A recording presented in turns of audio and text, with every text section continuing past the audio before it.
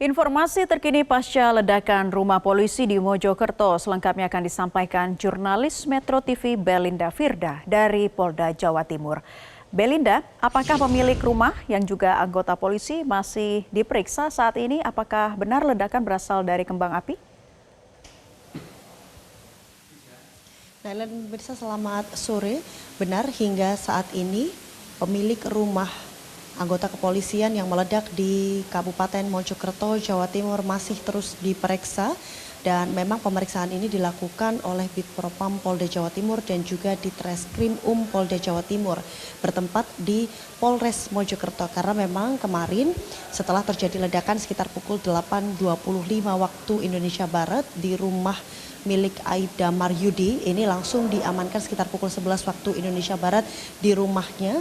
Secara singkat, informasi yang kami dapatkan memang setelah kejadian ini Aibda ditelepon untuk pulang ke rumah dan kemudian langsung diamankan untuk dilakukan penyelidikan dan juga pemeriksaan lebih lanjut kepada Aibda Maryudi.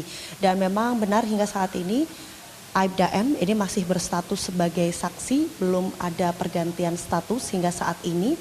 Dan bahkan hingga saat ini pihak kepolisian masih belum bisa memastikan penyebab pasti terjadinya ledakan yang menghancurkan dua rumah, yakni rumah milik Aibda Maryudi dan juga milik saudaranya yang tepat berada di samping timur rumah Aibda Maryudi, di mana kejadian ini juga menyebabkan dua korban meninggal dunia, yakni ibu dan anak yang tinggal di rumah samping dari tempat kejadian perkara.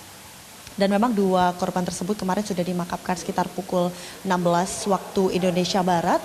Sementara itu memang untuk bahan atau barang bukti yang ditemukan setelah kemarin dilakukan olah TKP, kemudian penyisiran dan juga sterilisasi oleh Gegana, Inafis dan juga Lapfor Polda Jawa Timur.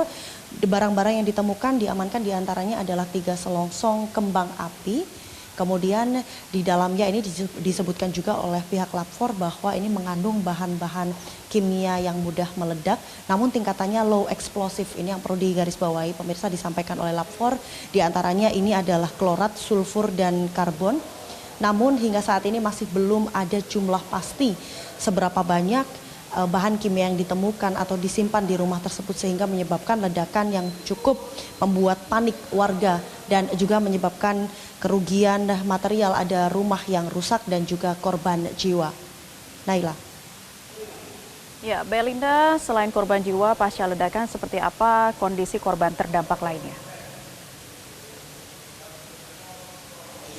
Untuk saat ini korban terdampak memang sudah dilakukan beberapa treatment baik dari BPBD maupun dari pihak kepolisian. Ini informasi yang kami dapatkan dari Syadila, Kepala Bidang Rehabilitasi dan Rekonstruksi BPBD Kabupaten Mojokerto, bahwa kemarin sudah dilakukan penanganan untuk kedaruratan, yakni diberikan 15 buah terpal untuk menutup atap-atap rumah yang terdampak, karena memang kemarin ketika kami berada di lokasi melihat kerusakan cukup parah terjadi di beberapa rumah lainnya, tidak hanya dua rumah tersebut. Dan memang secara keseluruhan setelah dilakukan asesmen kemudian pendataan oleh BPBD Kabupaten Mojokerto, ini total keseluruhan ada 10 rumah yang terdampak, 2 diantaranya ini rusak parah, kemudian 4 di tingkatan kerusakan sedang dan 4 lainnya ini rusak ringan.